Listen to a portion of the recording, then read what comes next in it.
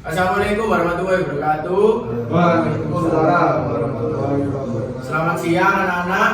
Selamat siang, Pak. Bagaimana kabarnya pada siang hari ini? Alhamdulillah. Ya, alhamdulillah juga baik-baik saja. Sebelum memulai pelajaran pada hari ini, alangkah baiknya kita berdoa kepada Yang Maha Kuasa agar dilancarkan belajar pada siang hari ini. Berdoa menurut keyakinan kita masing-masing. Berdoa mulai.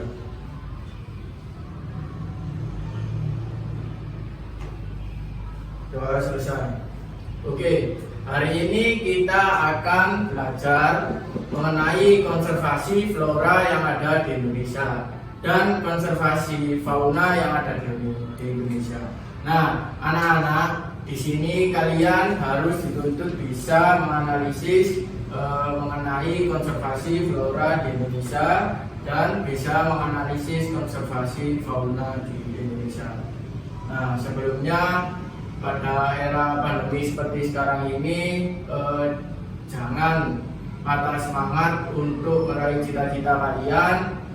Jangan lupa mentaati juga protokol kesehatan, protokol 5M, menjaga jarak, memakai masker, menggunakan hand sanitizer, menjaga mobilitas, menghindari kerumunan.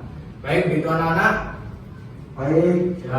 Apakah pelajaran hari ini bisa kita mulai? Siapa?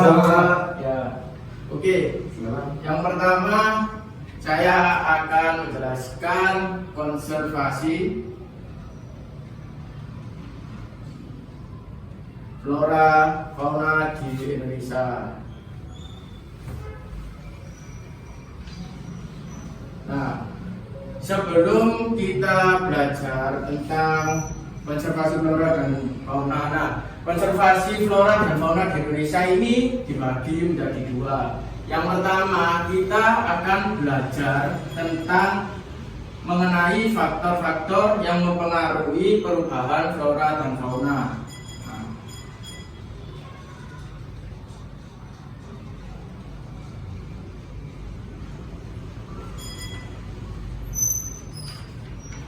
Nah, ada apa saja? Yang pertama ada evolusi.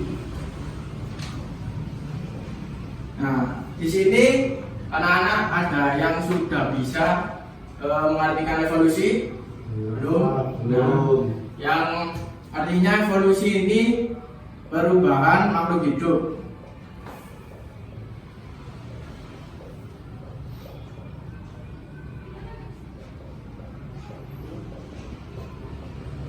Nah, evolusi ini memiliki arti perubahan makhluk hidup dari sederhana menuju ke lebih kompleks. Nah,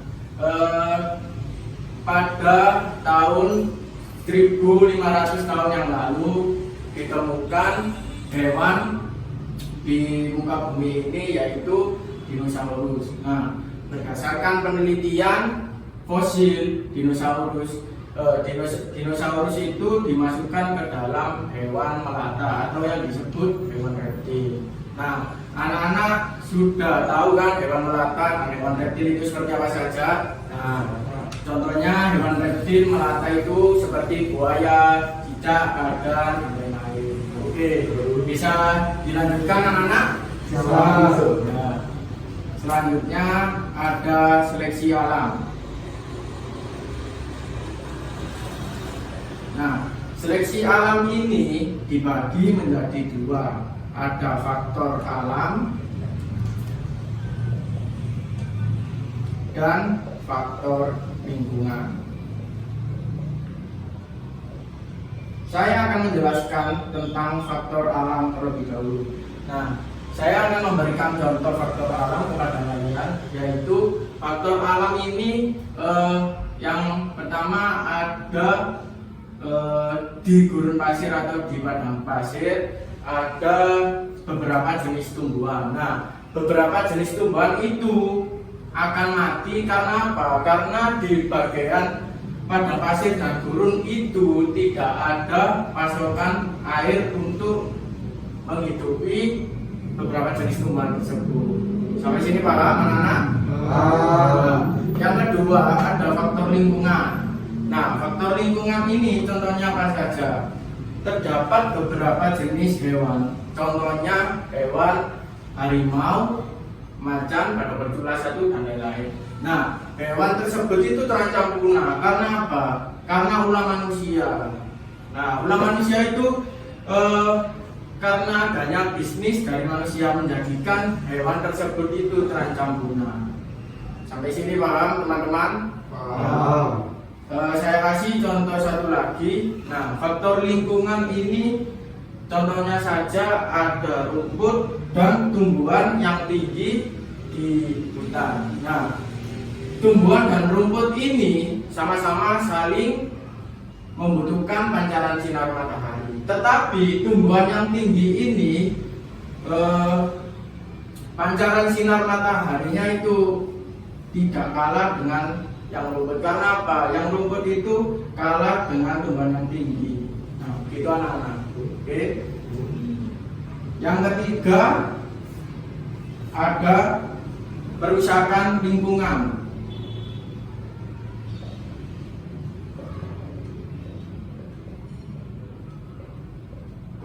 Nah, kerusakan lingkungan ini contohnya saja anak-anak bisa tahu penebangan hutan secara liar yang dilakukan oleh manusia. Nah, penebangan hutan secara liar ini menjadikan flora itu dan fauna terancam punah, apalagi tumbuhan-tumbuhan banyak yang ditebangi. Nah, ulah manusia ini biasanya dijadikan sebagai pembangunan berkelanjutan. Itu anak-anak perusahaan lingkungan. Yang terakhir ada bencana alam.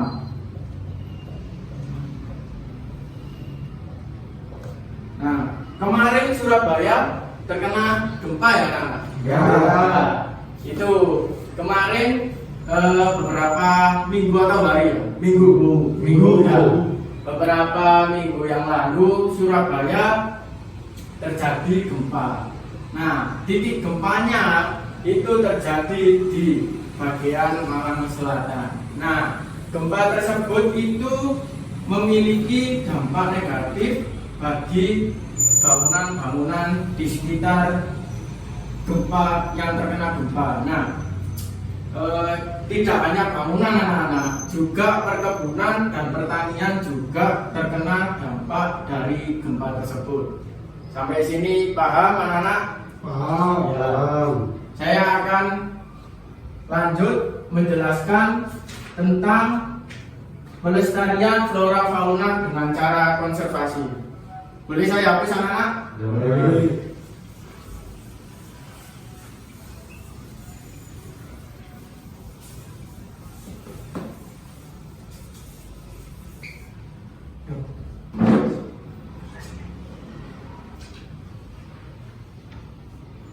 Pelestarian lingkungan dengan cara konservasi.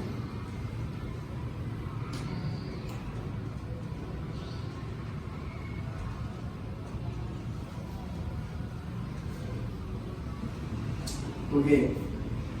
Nah, ini pelestarian lingkungan dengan cara konservasi. Apa sih yang dilakukan, langkah-langkah yang dilakukan pemerintah terhadap pelestarian lingkungan? Ada yang sudah tahu anak-anak? Belum. Di sini saya akan menjelaskan langkah-langkah yang dilakukan pemerintah dengan cara konservasi. Oke, yang pertama konservasi itu di dalam dan di luar kawasan. Yang kedua, pembangunan terhadap pembangunan taman nasional. Yang ketiga, pembinaan hutan lindung. Dan yang keempat, ada pengembangan wisata alam. Nah, selanjutnya bisa kalian baca di buku paket ya anak-anak. Oke.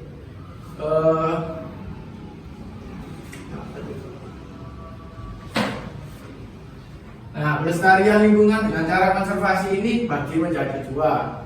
Ada kawasan suaka alam,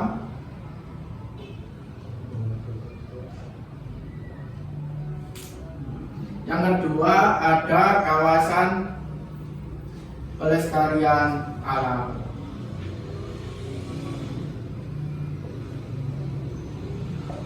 Nah, kawasan suaka alam ini dibagi menjadi dua. Ada cagar alam dan suaka marga satwa.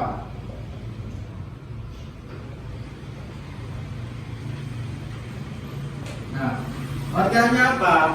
Nah, cagar alam ini adalah kawasan suaka alam yang bertujuan untuk mengelola jenis-jenis tumbuhan yang terancam punah. Contohnya saja seperti Rafflesia aorti. Tahu anak-anak? Nah, selanjutnya ada suaka marga satwa. Nah, suaka marga satwa ini kawasan suaka alam yang bertujuan untuk melindungi satwa-satwa hewan liar. Contohnya saja pada Pemula 1 ada komodo dan teman-teman. Oke, paham sampai sini? Paham. Saya lanjutkan kawasan pelestarian alam. Nah, kawasan pelestarian alam ini dibagi menjadi dua. Ada taman nasional ada taman hutan raya dan ada taman wisata alam. Nah, taman nasional ini adalah kawasan pelestarian alam yang bertujuan untuk melindungi flora yang terancam punah atau secara alami. Nah, selanjutnya ada taman hutan raya. Nah, taman hutan raya ini kawasan pelestarian alam yang bertujuan untuk melindungi flora secara alami maupun non alami.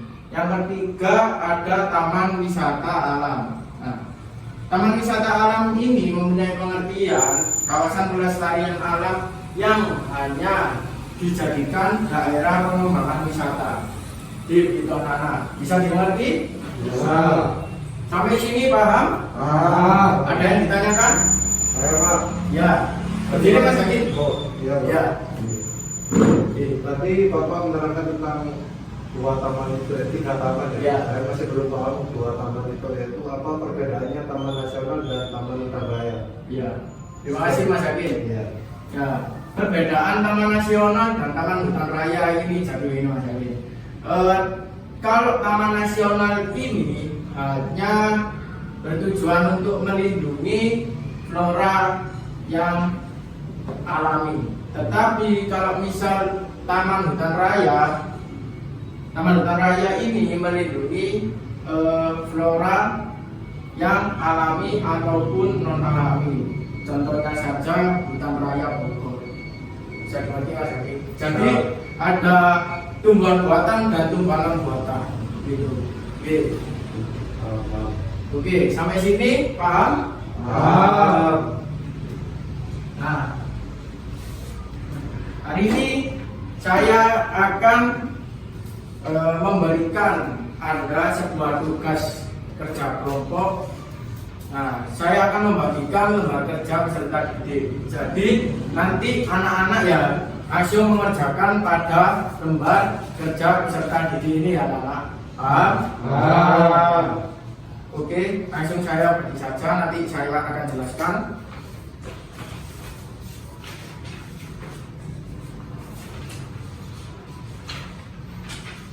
Nah,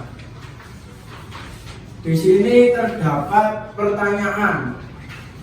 Oh, sebelum pertanyaan ada berita tentang konflik gajah dengan manusia di Sumatera. Bisa dilihat anak-anak? Bisa. Nah, di sini kalian harus menguraikan beberapa sebab kepunahan dari fauna yang disebutkan di atas. Nah, ada yang ditanyakan sampai sini? Tidak. Tidak. Lanjut ya. Yang kedua ada anak-anak disuruh menguraikan dampak yang bisa terjadi dengan adanya kepunahan fauna di atas. Nah, di sini anak-anak tuliskan saja dampak-dampak yang terjadi adanya kepunahan fauna tersebut. Lalu yang terakhir, anak-anak harus menganalisis berita dan memberikan tanggapan. Oke? Ya. Sampai sini bisa dipahami nggih? Ya. Saya beri waktu 5 menit untuk mengerjakan tugas ini. Nanti setelah itu kita presentasikan secara bersama nggih di depan kelas. Oke.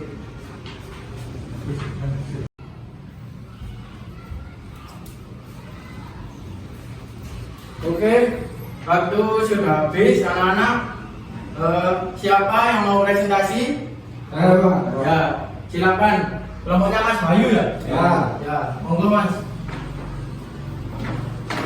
Langsung Pak. Oke, langsung mohon. Assalamualaikum warahmatullahi wabarakatuh. Waalaikumsalam warahmatullahi wabarakatuh. Ya, di sini saya akan mempresentasikan pertanyaan yang diberi oleh Bapak Miftah. Ya, sebelumnya saya perkenalkan kelompok yang pertama. Saya namanya Andi Bagus, absen 12. Dan saya Bayu Frastra, absen 10.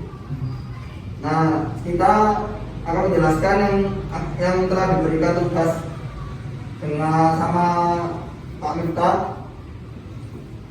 Nah, yang pertama di sini saya akan membacakan soalnya. Uraikan beberapa sebab kepunahan dari fauna yang disebutkan di atas. Nah, sini saya akan menjawab soal itu. Sebab kepunahan dari fauna itu konflik gajah dengan manusia di Sumatera, khususnya di Provinsi Riau cukup tinggi karena gajah bagi sebagian besar orang masih dianggap sebagai aman. Ledakan populasi manusia dan kebijakan pemerintah yang mengatasnamakan pembangunan membuat hutan sebagai habitat gajah Sumatera semakin menciut karena adanya proyek pembangunan yang dilakukan oleh pemerintah. Nah, itu beberapa faktor yang menyebabkan menciutnya area yang terjadi di situ. Di sini saya juga akan menjelaskan pertanyaan nomor 2 yang diberikan oleh Bapak kita, yaitu uraikan dampak yang bisa terjadi dengan adanya kepunahan fauna di atas. Nah, dari data Forum Konservasi Gajah Indonesia menyebutkan populasi gajah Sumatera Elpes maximus sumatranus menurunkan drastis hingga 70% dalam kurun 20-30 tahun terakhir dan diperkirakan tinggal sekitar 1.970 ekor pada tahun 2013 karena ancaman kehilangan habitat hutan. Nah, konflik dengan manusia serta perburuan gading ini menyebabkan beberapa populasi gajah di Indonesia menurun. Dan nomor 3 akan dijelaskan teman saya, yaitu Tri Bagus. Sekarang saya menjelaskan nomor 3, yaitu pertanyaannya yang diberikan Bapak Miftah. Analisislah berita di atas dan berilah tanggapan Anda mengenai berita di atas.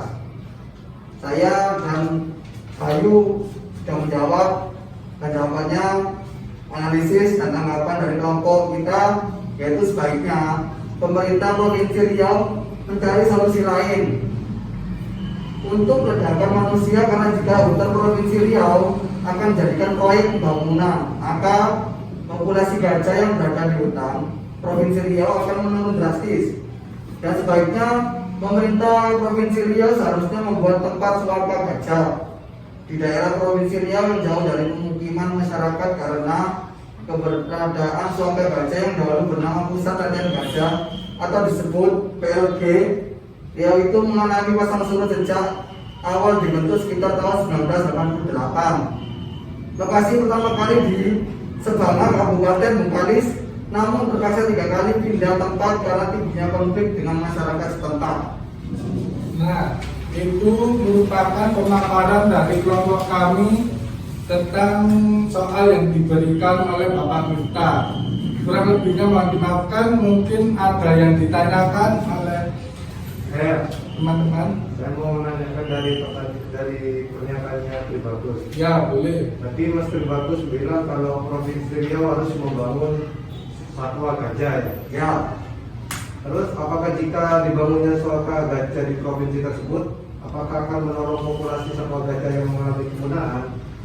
Ya. Itu pertanyaan dari saya. Terima kasih. Ya, sebelumnya saya akan berdiskusi dulu dengan rekan kelompok.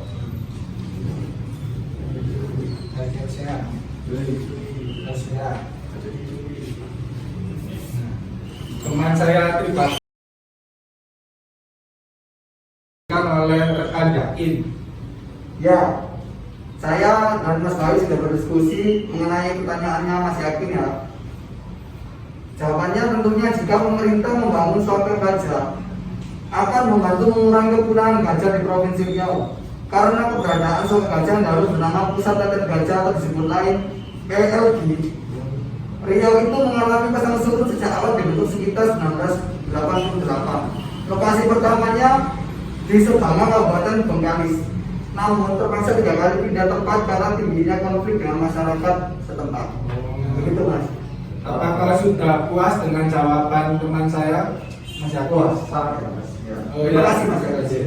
Sekian dari pemaparan saya, kurang lebihnya mohon dimaafkan dan selanjutnya akan dilanjutkan oleh Bapak Miftah. Wassalamualaikum warahmatullahi wabarakatuh. Oke. Bagus sekali. Terima kasih kelompok 1 Mas Bayu dan Mas Tribagus ya. Jadi yang dikatakan Mas Bayu dan Tribagus kelompok pertama itu memang benar. Nah, sebab dari kepunaan gajah tersebut itu ada 2 faktor. Yang pertama ada faktor yang terkait tentang manusianya. Nah, manusia itu tidak terima kalau misal gajah itu mengganggu daerah masyarakat setempat tersebut. Nah, yang kedua, gajah ini tidak dilihat atau tidak dirawat oleh pemerintah Provinsi Riau. Nah, itu. Oke. Jadi dari sini kita tahu bahwasanya kita harus belajar kalau misal ada hewan punah itu sebaiknya kita harus menjaga. Ibaratnya tidak boleh kita membiarkan begitu saja. Misal seperti kayak berita tadi, misal gajah tersebut dijadikan ama oleh manusianya, oleh masyarakat di sekitar Kepulauan Riau. Nah, begitu. Oke, simpulan pada materi, simpulan pada kelompok hari ini, kerja kelompok hari ini, saya akan menutup mata pelajaran geografi pada hari ini. Saya akan mengasih kesimpulan mata pelajaran pada hari ini. Kita bahwasanya sudah belajar tentang konservasi flora dan fauna. Nah, saya sudah menjelaskan tadi tentang faktor yang menyebabkan perubahan flora dan fauna dan ada pelestarian lingkungan dengan cara konservasi. Nah, yang pertama tadi faktor perubahan flora fauna ada evolusi kan, ada bencana, kerusakan alam, adaptasi lingkungan dan lain-lain. Nah, yang kedua ada pelestarian lingkungan dengan cara konservasi. Yang sudah saya jelaskan ada kawasan wisata alam dan kawasan pelestarian alam. Nah, begitu anak-anak. Sampai sini paham? Paham. Ada yang ditanyakan? Belum. Oke. Pertemuan selanjutnya kita akan belajar tentang konservasi flora di dunia dan konservasi fauna di dunia. Itu anak-anak ya. Oke. Saya tutup ya anak-anak. Sekian dari pembelajaran pada siang hari ini. Mungkin ada saya salah kata, mohon dimaafkan. Jangan patah semangat gara-gara adanya pandemi seperti sekarang ini anak-anak. Mentaati protokol kesehatan, memakai masker, mencuci tangan, menghindari kerumunan, menjaga jarak. Jangan lupa juga tetap semangat melakukan ibadah puasa, teman-teman. Oke,